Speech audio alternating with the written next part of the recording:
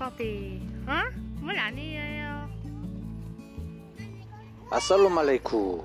우즈벡 라이프입니다.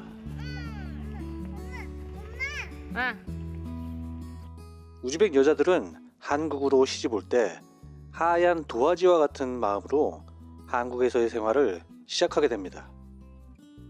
낯선 이국 땅에서 보고 싶은 가족과 떨어져 살아야 하니 외로움도 많이 느낄 테고, 같은 처지에 우즈벡 여자를 만나게 되면 동질감에 서로 의지를 많이 하며 친분을 쌓기 쉽죠. 남편도 자연스레 우즈벡 다문화 가정과 교류를 원하게 될 테고, 남편이 채워주지 못하는 부분에 있어서 다른 우즈벡 다문화 가정과의 교류는 반갑기 그지없어요. 하지만 이런 교류가 항상 좋은 결과를 낳는 것은 아니에요.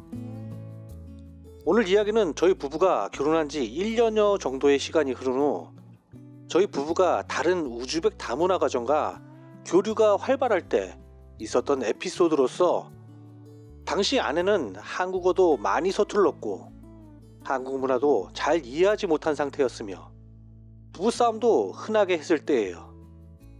그래서 사소한 것에도 많이 싸우고 한국 문화에 대해 쉽게 설명을 해주어도 이해하지 못하는 부분도 많았고, 이해했다 치더라도 받아들이려 하지 않는 경우도 종종 있었죠. 저희 집이 양계장을 운영하고 있었을 때 제가 힘든 일을 하고서 잠시 쉬고 있는데 아내가 간식을 들고 와 잠깐의 대화를 나눴어요.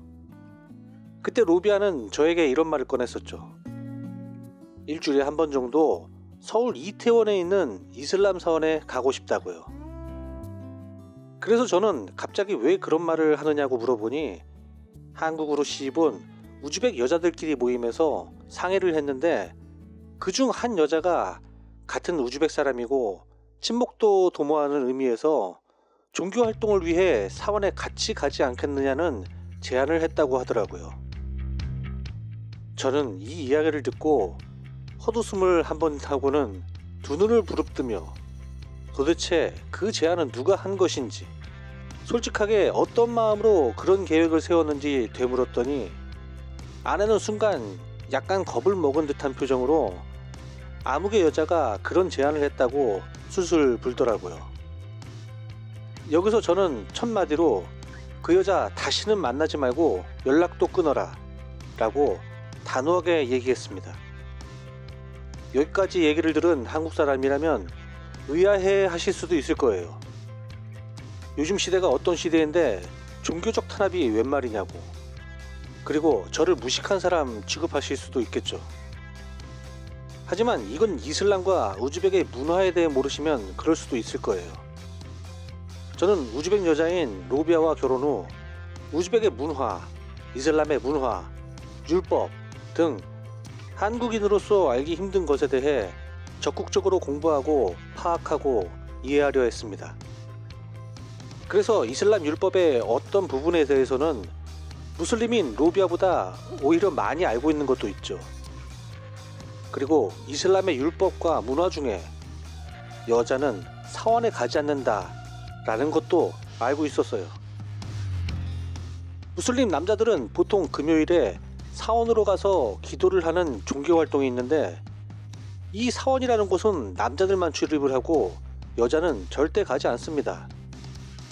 물론 우리나라 문화에 맞게 한국인 가정 중에 무슬림 가정이 있다면 나름 한국의 문화에 맞게 남녀가 같이 사원에 갈 수도 있겠지만, 우즈벡에서는 보편적으로 무슬림 여자는 사원에 가지 않는다가 불문율입니다. 저는 당시 이런 문화를 알고 있었기 때문에 아내가 사원에 방문해 종교 활동을 하겠다고 말했을 때 단호히 거절을 한 것이었고, 오히려 사원에 가는 의도가 무엇이냐고 되물을 수 있었죠. 일단 저는 거절을 했는데 로비아도 괜히 반발하고 싶었는지 사원을 못 가게 하는 이유가 무엇이냐고, 다른 우즈벡 다문화 가정의 남편은 가도 된다고 했다는데 왜 오빠만 안 된다고 하느냐고 반문했을 때 저는 당당히 제가 알고 있는 지식을 동원해 반박을 한 후 지금 이 상황에 대해 장인 장모님에게 싸운 이유를 전해드려도 되겠느냐고, 또 다른 우즈벡 남자들에게 이 상황을 얘기해도 당당하겠느냐고 물어보니 아내는 이내 꼬리를 감추고는 절대 얘기하지 말아달라고 당부했습니다. 그리고 저는 아내와 그 여자들이 왜 사원을 가려 하는지도 뻔히 알고 있다며 우즈벡 남자들 만나러 가는 것 아니냐, 가서 바람 피우려고 하는 거 아니냐고 거세게 몰아붙였더니 아니라고 씩씩거리는 아내의 모습을 보았지만 더 이상 자기 주장을 펼쳤다가는 본전도 못 건질 듯한 마음이 들었던지 이내 그냥 없었던 일로 하자며 대화를 마무리하려 하더군요. 당시에 로비아는 불순한 의도가 있던 게 아니라고 발뺌을 했었지만 시간이 흐른 후 그 이야기를 다시 꺼냈을 때는 모두 남편의 말이 맞았다. 꼭 아내가 바람 피려고 했던 것은 아니지만 그 우즈벡 여자들의 모임에서 은근히 그런 말도 떠들었었다고 이실직고했죠. 여담이지만 당시 그 모임에서 그런 제안을 했던 여자는 우즈벡 사람들끼리도 소문이 매우 안 좋았고 동대문 중앙아시아 거리에서 바람피는 장면도 많이 목격됐었으며 현재는 남편과 별거 상태로 우즈벡에서 살고 있다 하며 그 여자를 알고 있는 한국 남자들 사이에서는 꽤 유명한 질 안 좋은 여자로 찍혀있죠. 우즈벡에도 좋은 여자, 나쁜 여자 다 있어요. 나쁜 여자가 한국에 들어와 잘 살아가는 경우도 있고 반대로 착한 여자가 한국에 들어와 나쁘게 물들어 좋지 않은 결과를 만들기도 하고요. 그리고 남자가 마음이 넓고 착하다고 해서 꼭 좋은 가정을 이루는 것도 아니에요. 간혹 우즈벡 여자 중에는 한국 남자를 만만하게 호구로 생각해 이를 악용해서 여왕으로 군림하려는 경우도 봤거든요. 또한 저는 다문화 초보 남편분들에게 이런 말을 자주 합니다. 백조가 물 밖에서는 화려하고 도도해 보이지만 물속에서는 쉴 새 없이 물장구 치고 있다는 것을요. 저희 가정도 마찬가지예요. 영상 속에 보이는 모습은 즐겁고 행복한 모습을 보여드리지만 저희 부부도 수없이 싸워왔고 숱한 위기도 넘겼으며 지금도 전해드리기 부끄러운 일들로 싸워오고 있어요. 단지 이 싸움을 불행이라 부끄럽다 생각지 않고 받아들이죠. 그리고 남자가 너그럽다고 가정 내 불화가 해결되지는 않아요. 힘들어도 싸워야 할 땐 싸워야 건강한 가정을 이룰 수 있다고 저는 믿습니다. 자, 오늘의 결론.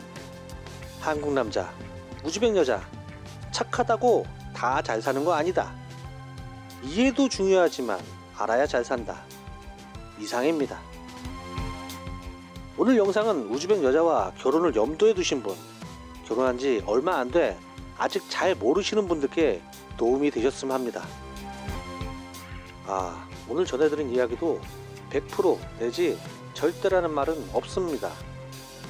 저희 가정의 경험에 의해서 지극히 개인적인 주관도 있으니 틀린 부분이 있거나 받아들이기 힘든 부분이 있다면 양해 부탁드릴게요. 오늘도 시청해 주셔서 감사하고요. 재밌게 봐주셨다면 구독과 좋아요 부탁드려요. 다음에도 더 재밌고 유익한 영상으로 다시 찾아올 것을 약속드리며 인사하겠습니다. 그럼 다음에 또 봐요. 다스비다니아.